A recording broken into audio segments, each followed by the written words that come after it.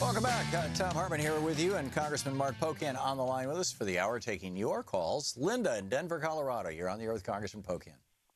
Good morning, Representative Pocan and Tom. Thank you so much for taking my call. I kind of got sideswiped because your first caller kind of had the same question about the Democratic representatives going out in Republican districts to talk to the people when the Republican representatives shy away from any town hall meetings. I'm in Diana DeGette's district. She's a Democrat, so I don't have to worry about things. But right next door to me is Mike Kaufman, and he has been known to walk out on meetings. He did vote against this last health care bill, but his vote really wasn't needed. So there's some speculation on that. But just wanted to know if more and more people are going to be going out and doing these town hall meetings. And just as a side note, Representative Pocan, could you come out with Stephanie Miller when she does her show in Denver? Yeah, I did it with her in Madison, and we had a lot of fun. Linda, I'll tell you, to the point on getting people into other districts, it is so very important that we do this. And, the Progressive Caucus had talked about this for a couple months, well, not even a couple months, but for a while now. We were talking about doing a bus, and we realized how logistically difficult to get all the members together and how much area you can cover. And we finally got around to this going into neighboring districts. And I want to give credit to Sean Patrick Maloney, who's not a Progressive Caucus member, did this a couple weeks back on Rachel Maddow, said how he was going to go into FASO's district. And he did it, and Ruben Gallego from Arizona, and I that week. But we wanted to do it in partnership with groups that can build that progressive infrastructure power around the country. So we worked with Indivisible, and we worked with the Progressive Change Campaign Committee, so that we've got partners helping us to put this on the ground, because that's what we need. So we are going to do this the week of Memorial Day. We're trying to get, if we can, 20 members to go out and do this around the country. I think that'd be unprecedented. And if people are afraid of their constituents, we're going to kind of shame them into either do your own town hall, or else we're going to come and do it for you. And exactly how that rolls out, we'll share as we continue to get this developed leading into Memorial Day week. Well, and hopefully the day will come when there'll be 120 Democrats who can step into the districts of 120 cowardly Republicans and do their town halls for them. It's great what you are doing. It's such a great start. Patty in Fort Lauderdale, Florida. You're on the air with Congressman Pocan. Hi, Tom. Hi, Congressman. Quick question. I reread Trump's threat tweet that James Comey better hope there are no tapes of their conversation, and it's kind of ambiguous. What if it wasn't that Trump was making the recording, but instead threatening Comey that he better not have made a recording, and they would be subpoenaing the wrong person? That's my question. No, I hear what you're saying, Patty. Here's the problem. When the president only communicates 140 characters at a time and won't answer any real questions, or his administration won't, that's why the American people are so frustrated. I talked to a member of Congress yesterday. I asked how they're doing, and they're like, I'm frightened. I'm actually frightened. I mean, this is the reaction from members of Congress, not just people who are watching this from afar. I mean, we're right here, and we don't know exactly what's going on because this White House is not telling us. Republicans are complicit with letting him do this. Paul Ryan has not shown that he's the leader of a co-equal branch of government. Republicans are making excuses for him right and left. And, so I'm more worried that he only communicates via tweets and that we don't have the information we need. We need transcripts. And you're finding now more Republicans who've previously been silent are starting to say this. And this is exactly what we need. We've got to build that momentum forward so we can actually take the action you're going to need to in a Congress that's controlled by Republicans. Kelly in Santa Fe, New Mexico. You're on the air with Congressman Mark Pocan. Good morning. Morning. Good morning. I'm concerned that GOP health cuts are disproportionately going to push women into unpaid caregiving for sick family members. And it's also going to backfire on the GOP because their older male baby boomer base is going to be hit really hard by the health care cuts, and that's going to be like a suicidal GOP plan that hurts women. Thank you. Yeah, Kelly, I'll tell you, I think there's a lot of people who, by the time they realize how bad this bill is, and I think it's May 22nd, the CBO score is supposed to come out that they couldn't wait for, that they had to rush a bill for without knowing what was actually the impact of it. But you're right. I mean, some of that base of his are going to be impacted. They're going to pay 5 times as much for health care if you're an older American. Women are going to be, exactly as you said, they're going to be pushed into some other positions as well as others. The bottom line is this is a bad bill for across almost every entity except for the top 2% who got that $600 billion tax break and the insurance companies and big pharma. Everyone else is a loser on this bill, and I guarantee that's going to get out there. People already understand it, and that's why only 20 people out of the 217 who voted for it would face their constituents when they were home for a week. Which is a damning statistic. It's amazing. Johnny in Lamarck, Texas, you're on the air with Congressman Mark Pocan. Good morning, guys. Good morning. As a Green Party supporter, voter, and someone who volunteered for and supported Bernie's campaign, I'm wondering how soon will it take for the leadership of the Democratic Party, and I understand Representative Pocan may or may not know this, but I'm asking anyway, how soon does he think that the leadership of the Democratic Party will do 2 things? One, reach out to people in the Green Party on their and form alliances with them and quit helping the Republicans all the time. And number 2, institute a program where we can have a goal of, within 10 years, of at least 20% of our economy be done by cooperative businesses, with a 40% goal ultimately in mind. Sure. So your first question, I'll tell you, this is one where whenever I go around, I know it's a bumper sticker, and I don't, think we need to govern by bumper stickers, but it's one that I used to have in my car, and I truly believe if the people lead, eventually the leaders will follow. And right now the people are leading. The actions that we're seeing around the country are moving the elected officials, but sometimes it has to come from the grassroots first, and it is right now. So I'm not watching Democrats here at all reaching across trying to work with the Republicans on things they don't agree with them on.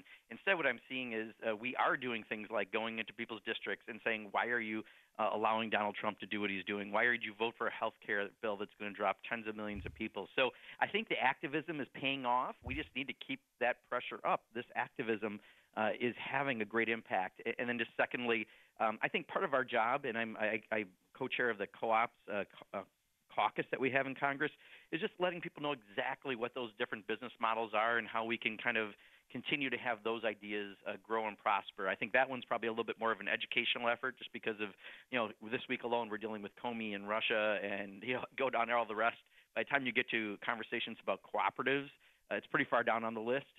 But the people being active right now is having an amazing impact, and we should really recognize it for what it's doing.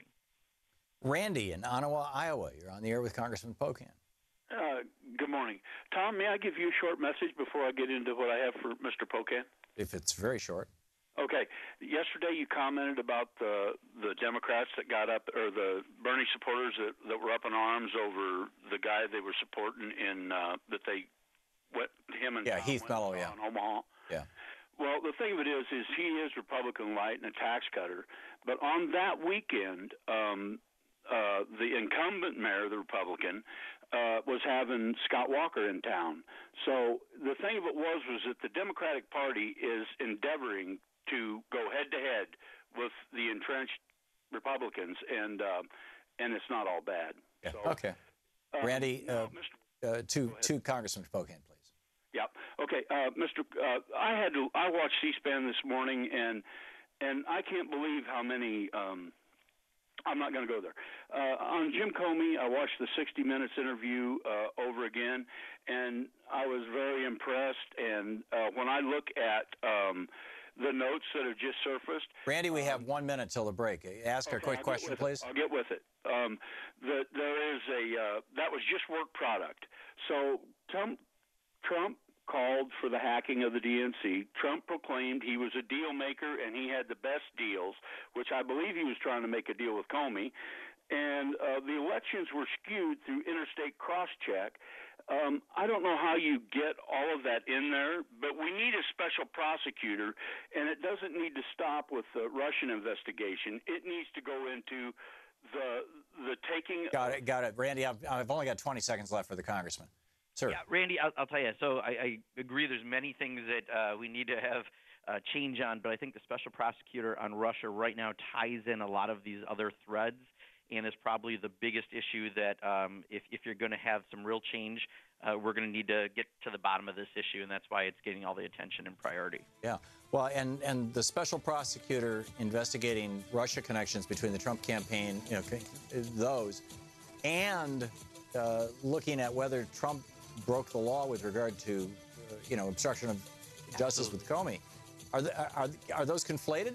Are they the same thing? Absolutely. In fact, if you look at the first article, impeachment during Watergate, that's exactly what it was about. It was, you're right. It was obstruction of justice. Norma in Montgomery, Alabama. You are on the air with Congressman Pocan. Hi, Dr. Thom. Senator Pocan, I have been concerned with the things I've been watching Trump do, and this business of him supposedly giving secrets to Russia. It makes me think that he is a show-off and that he'll do anything for attention. And so I'm concerned if he goes on this trip overseas, is it going to be a security risk because we cannot predict what he would say, what he will do, any kind of promises he would make? Is he supposed to sign anything while he's gone? Is there a way to slow him down from going on this trip? Not to mention he's 70 years old. He'll be jet lagged. I don't know if there's something we can do to slow him down on the trip. I think what you're right is you observe how he handles himself.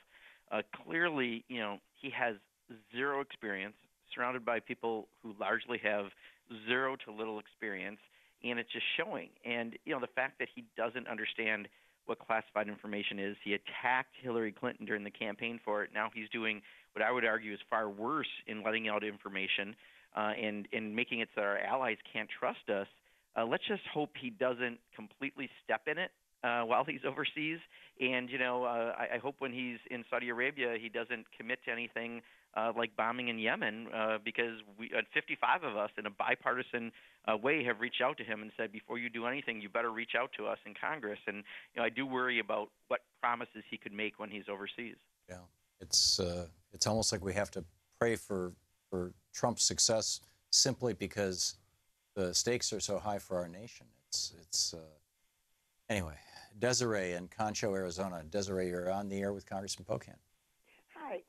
I was going to talk about the jobs program and Hillary Clinton when she did microenterprise. But you know what?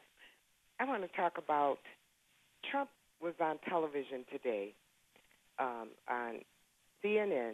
They did his whole speech, commencement speech, which to the Coast Guard Academy. And he submitted a budget that cuts their funding. I was just outraged. And then it was a rally speech, and he talked about his 100 days and accomplishments.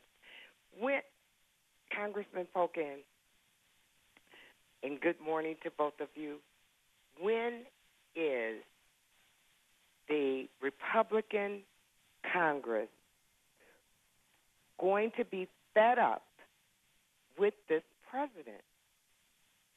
Yeah, Desiree, to me, that is the question of the week, the moment, and maybe the future of the country. Is at what point are they going to quit being complicit with Donald Trump being Donald Trump? Paul Ryan, I know he and I have neighboring districts. We share a county. He stood up to him during the campaign. And now suddenly, he's rolled over and lets the president rub his belly. And if we have that leadership from Congress and then members saying maybe he was joking when he said this to Comey, this is some of the worst complicity I've ever seen. And we have to let them know that that's not acceptable if they don't change their ways, that you can change the faces of people in Congress. But this is the big question. How do you get more of them? Right now it's been a very, very small number who've spoken out. And when they do speak out, they get in trouble. I know this from a conversation I've had with one person in particular. We need more of them to stand up and be a co-equal branch of government and put their country before their party. Frank in Telluride, Colorado. You're on the air with Congressman Pocan.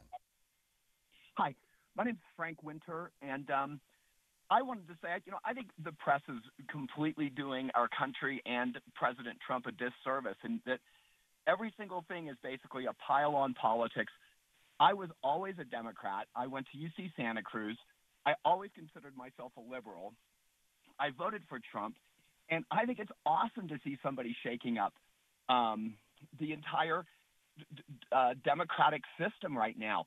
I think I was a Bernie supporter, and I think what happened with the Democratic National Committee and Debbie Wasserman Schultz showed a lot of the way entrenched politics is basically steering the will of the people towards a very entrenched, I will say it, plutocratic elite that's based a lot in the tech industry.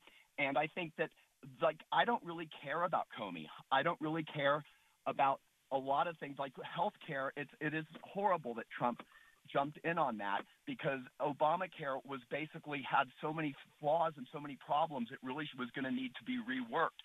But I guess my major point is I feel like the entire pile-on that's happening with the press is making me lose confidence in the press. You turn on comedy, and it's completely looking at every single horrible thing about the Trump administration. And I agree, he rises for the bait.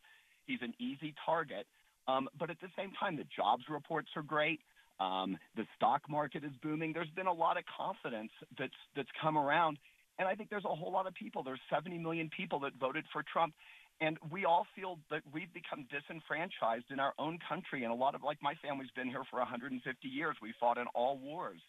And so every time that there's just more pile-on politics by what I consider to be a very left-leaning media, and I've always voted Democratic until this election, I feel like it's a personal affront towards all of us who voted for Trump. And anyway, I'll stop right there. It's just a comment. Sure, Frank. I couldn't disagree with you more. I think intellectually, I don't know how you could possibly move from voting for Bernie Sanders, who I voted for, to suddenly voting for Donald Trump and thinking he's getting piled on and, losing health care. Well, I just think I don't know if it's, maybe you're being facetious in who you supported or whatever, but there's no logical way someone who could actually put this country into another world war by some of their actions could devastate us in so many other ways. You can't go from supporting Bernie Sanders to supporting Donald Trump and have any intellectual consistency. So I just disagree with you, Frank. The press is doing what they're doing, and I'm so glad that groups like Saturday Night Live and others are lampooning him because we're reaching audiences that may not watch CNN or C-SPAN, and instead they're the ones realizing what Donald Trump's doing to them. I just think if you were a Bernie Sanders supporter like myself who voted for him, there's no possible way imaginable you could be going to Donald Trump and thinking he's doing a good job. Although the anti-establishment, I watched Fox News for a couple hours over the last couple of days just to see how they're dealing with this. And it's all like, this is all, over the top, blah-de-blah-de-blah. There's nothing to see here except that Donald Trump is the outsider, and they're all upset with him because he's the outsider. The outsider with all the Goldman Sachs people who drained the swamp. He built a high-rise condo on the swamp. Right. You go down the list, it's an artificial message. So, I guess, if your TV is stuck on Fox News and you don't have the ability to turn it to another channel, then you think like Frank. Those things, that's about the only way. Yeah, I think so. I really do. Kevin in Santa Fe, New Mexico. Hey, Kevin. You're on the air with Congressman Pocan. Thank you for taking my call, Congressman Pocan, and it being altogether fitting and proper that we should investigate this. Are there any Republican colleagues you can identify we might help you persuade through Indivisible or something like that? Yeah, Kevin, we need to reach out to every single Republican. Some of them may never wind up doing the right thing, but we have to put pressure on them nonetheless to realize that's what their constituents want. I've been glad to see some things that John McCain said and Lindsey Graham, and we might have expected that. They both run for president. Lindsey Graham ran directly against Donald Trump in the primaries. But now I'm watching Jeff Flake, senator from Arizona, Mike Gallagher, representative from Wisconsin. Start going down the list. There's more people that are starting to speak out, realize, you can't just act like some of the stuff he's doing is acceptable. But our job as a citizenry is to reach out to every single one of them. No one should be off the hook. And the more they hear from their constituents, the more likely they are to do the right thing. And that's, step by step. So, in other words, call your members of Congress. Let them know. Show up at their events. Hold events for them. That kind of thing? Absolutely. Yeah, okay. Congressman Mark Pocan is with us, taking your calls for the hour. The number 202-808-9925. If you want to call your member of Congress, it's 202-225-3121. We'll be back. Stick around.